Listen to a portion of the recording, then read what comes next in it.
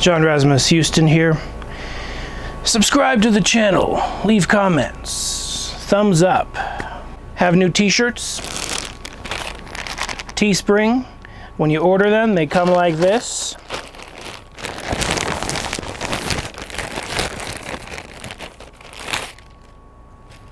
Wow. It's my first time seeing this shirt. It's brand new. Looks pretty good. I like it. Mysterialis Ghost Investigation, MGI.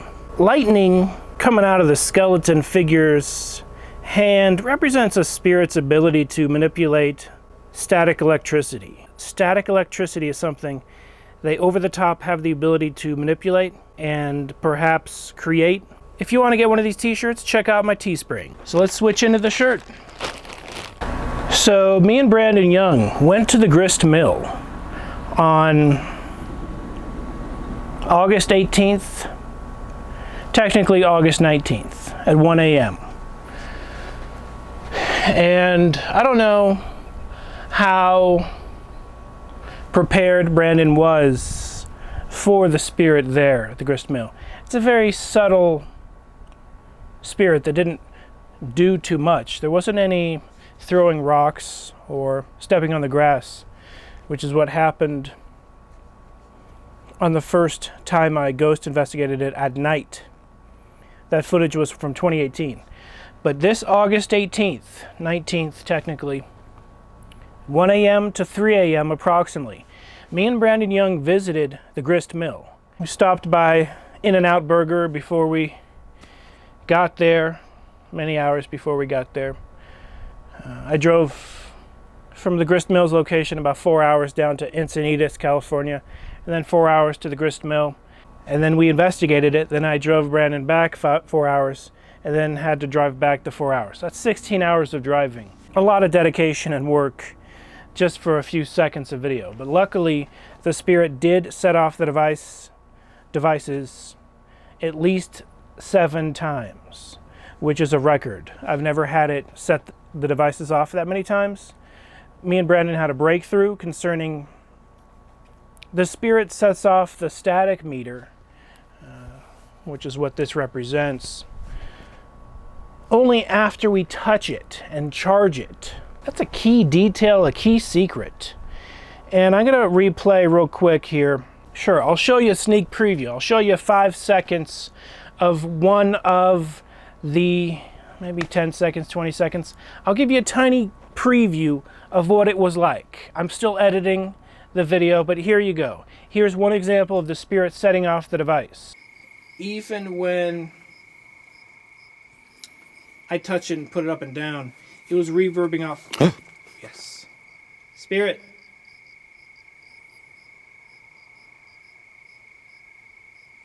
Thank you. Did you see that? Thank you, yeah. Did you get that? I got it on tape. Thank you very much, wow. Spirit. We got it second time? Mm-hmm. Okay, well, third time's a charm. Just kidding. But can you hold this and I'll hold that? Yep. Okay. Yep. I know this is asking way too much. No. It's never done twice in a row, ever. So here's Brandon Young. Whoa. Here's the device. Perhaps it like reverbs off my charge. Mm. Whoa. Okay. That's me. Yeah. You know what I mean? Yeah. Whew. Perhaps I'm learning something here. Spirit. We're going to go. You've already done it 3 times. No pressure, no problem. We're going to go. We're just stoked that you did it 2 times in a row. You set the device off twice in a row.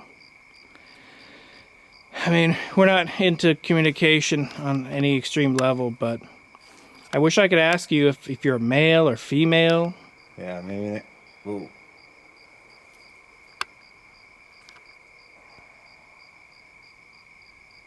Okay. You will see first we touched it and charged it. We showed the spirit that it works. Then we set it down. We walk 10 feet away, sometimes 15 feet away. It doesn't matter how far you walk away. It's a legitimate, sentient, independent spirit setting off the device. And after we show the spirit we can set it off, we walk away, the spirit sets it off, very systematically, very slow. It's the real deal. Brandon saw it firsthand. Brandon knows it's the real deal. He said he felt bad after the investigation, which lasted approximately 2 hours. He felt so bad that before Sunday Mass the following Sunday, he went to his priest and confessed to necromancy. If I knew Brandon thought he was that, I would have never brought him. I don't want to break anyone's religious belief. Brandon's a huge supporter of the channel, huge supporter of my ghost investigations, so I had no clue that Brandon felt that way. But it's a testament to the validity, the authenticity of what we both witnessed. It's an actual spirit. Brandon, a devout Catholic, isn't going to confess to something that's fake.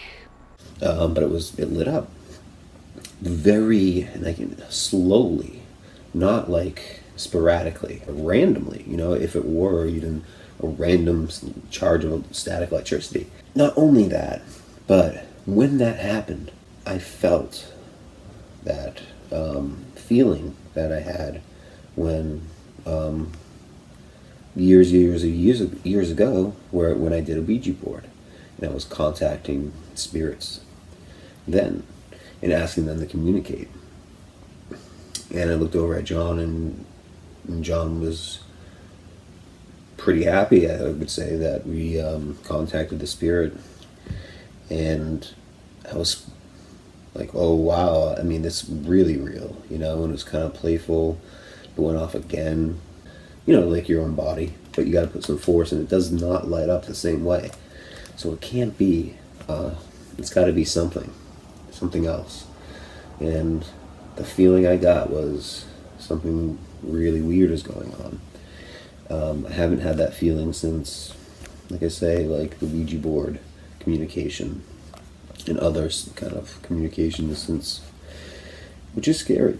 So I got, I wasn't scared. I wouldn't say I was scared, but it was a terrifying thing to recognize that again, the enemy, because I know you can call it what you want, but anything that's going to communicate with you like that, in my opinion, is demonic or diabolical. It might start off friendly, but once you open that up, you really are susceptible to many things, and you got to be really a spiritual warrior to really do this stuff. So yeah, it was like, wow, okay, I haven't communed with the dead in many years, so it was scary, man. It was like, wow, what's going on here, I wasn't really scared, but it was more of like, okay, I remember this isn't good, this isn't like good. I remember this is why I buried the Ouija board, and it was just that kind of a feeling. I'm not saying that John is doing necromancy, but or we were doing necromancy, but it's pretty close. But we don't know 100%, and there's really interesting theological discussion to be had there for another time. But suffice to say, after I was kind of freaked out, and I was concerned about this, so I did ask the local priest during, Sunday Mass, before Sunday Mass, during confession, I confessed to necromancy, and confessed to what I see as a sin. So it happened. The authentic spirit set off the devices. Some have said, hey, what if it's programmed? It's not programmed. It's the real deal. You have to see it firsthand to know how real it is. Brandon got a dose of that. He saw it. He knows of a surety. He's no longer a believer or skeptical or, it looks real. He is a knower. He knows it's real. As you can see, the spirit set it off after we set it off. And when we set it off, it looks nothing like how the spirit does it.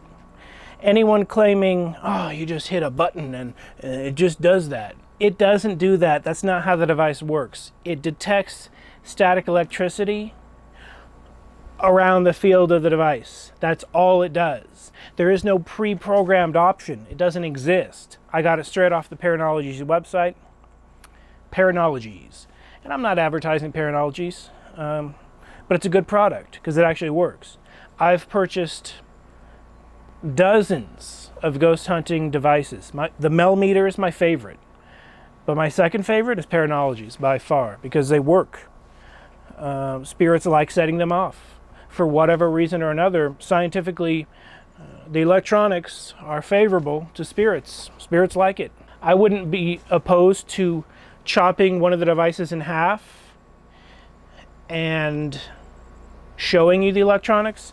I'm sure the Paranologies guy wouldn't want me to do that, but I wouldn't be opposed to doing that.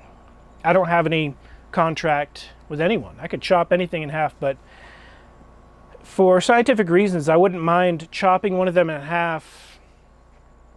The cheaper model, the tiny one with the 2 lights. It's also a static meter, but it's $49.99 plus shipping and handling. And if someone's willing to donate $60, I will chop one of them in half, show you the electronics, perhaps test it out with it chopped in half, or perhaps create a clear casing so you can see the electronics in a clear format. It's 3D printed, so you can't exactly disassemble it and reassemble it. It's 3D printed. It's one thing. But it does what it says it does. It's a static meter. The spirit, kind of like on Close Encounters of the Third Kind, a totally fictional movie, but this is a pretty good analogy. When the scientists in that movie were playing notes, the aliens would repeat the notes. Even though that's totally fiction, reality is, me and Brandon went to an actual 1830s haunted location. We showed the spirit that it works, and then the spirit systematically, really slowly, set off every single LED on the static meter. So it likes to do it after we do it. It's not any residual buildup. It's impossible for a human being to make it that precise without clearly holding it and maybe angling it next to a balloon or even just your staticky arm or clothing. You could, but you'd be in the frame of the shot. We're 10 feet away and even more feet away in some cases. I wanted to do extensive experiments. I wanted to walk around while Brandon was there. I wanted to walk 100 feet away. But it's 1 a.m., 2 a.m., 3 a.m. And it was a little ways walk through the wooded area, and it's a secret location Brandon will not reveal. Anyone's welcome to come and see it for themselves. I want to bring as many as 4 people, including myself, so I can do some more experiments. I don't even want to reveal what they are, but just over the top verifying it's connected to the plot of land. It's fascinating to me on a scientific level, on a spiritual level, not the nonsensical spiritual level of someone saying, I'm very spiritual, man. Yeah, dude, I'm as spiritual as it gets, guy. No, I'm talking about actually believing in spirits that literally, physically, non-physically, but they can manifest physically, exist on a higher dimension, actually existing on an intelligent level, all right? This is light years ahead of, from my perspective, quantum physics. It's light years ahead from my perspective of the Large Hadron Collider. Why? Because they're trying to prove whether the higher dimension exists. They're trying to theorize if these higher dimensions exist. They're not full-blown interacting with higher dimensional entities, recording them, getting static meters proving that it's real. The spirit set off the main static meter 6 times. And for those that say it's pre-programmed, I recorded how long the spirit took, because even I was curious. Does the spirit have perfect timing? Can the spirit go 1, 2, 3, 4, 5, 6? So I looked at the times, and I'm not done editing, but the times show and prove. Sometimes the spirit sets it off 7 seconds, sometimes 8 seconds. 2 examples of the same device being set off by the same spirit. It only took 7 seconds to sweep through it on one occasion and 8 seconds on another occasion, showing that it's not a pre-programmed button that anyone's pushing. Brandon was there. He felt what he said reminded him of when he played with a Ouija board many years ago. My opinions of Ouija boards aside, I have equated these ghost investigation devices as electronic Ouija boards, most definitely. But I try not to have any full-blown conversation, although Sam Shadow made an amazing clip. Stay tuned for Attributes of Demons Part 2. Is this spirit a demon? Brandon's confessed to necromancy, and I think his confession is very important. This is authentic ghost investigation on a level that when you're done, you feel bad. Brandon felt bad, and it reminded me of the first time I went there and drove home.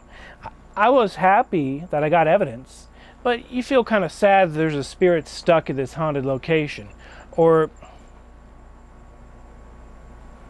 perhaps it's just not a overjoyed.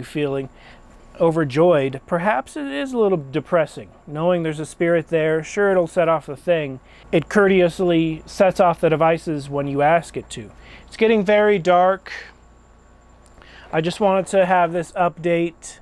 I wanted people to take another look at Brandon Young's testimony after he visited the Grist Mill. Stay tuned, more episodes coming soon. This has been John Razimus, Houston. Be seeing you.